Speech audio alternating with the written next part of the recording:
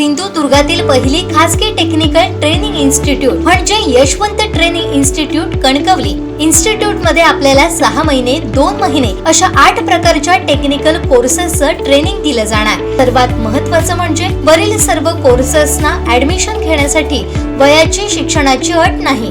अधिक माहितीसाठी संपर्क ऑफिस 7887 31 66 71 आणि 94 20 20 61 90.